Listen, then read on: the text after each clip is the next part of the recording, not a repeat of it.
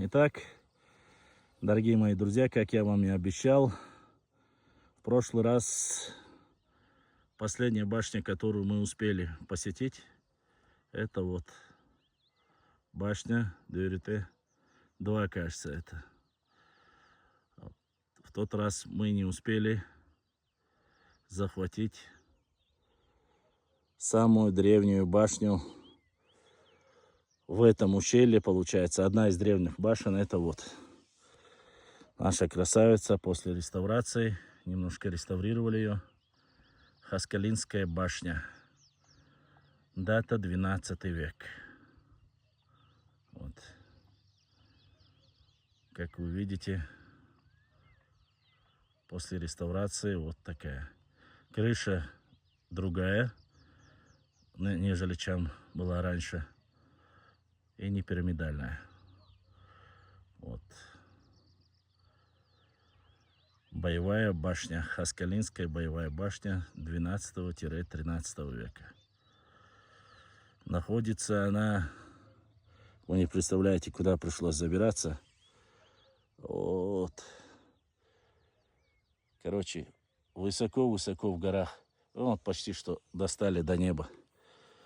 Надеюсь, вы смотрели фильм «Достучаться до небес». Вот сегодня с помощью наших башенных комплексов мне посчастливилось достучаться до небес благодаря Хаскалинской башне. Наверное, одна из тех башен, которые находятся, без преувеличения, на самой, чуть ли не на самой макушке. Благодаря государственной программе сделали небольшую реставрацию. И вот сейчас она выглядит именно так, как вы видите. У нас страна башенных комплексов.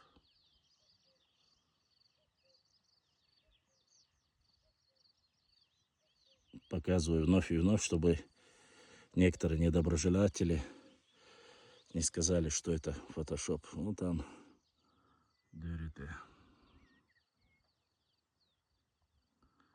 Страна замков и башенных комплексов, да? Вот так вот. Ишт хамашду.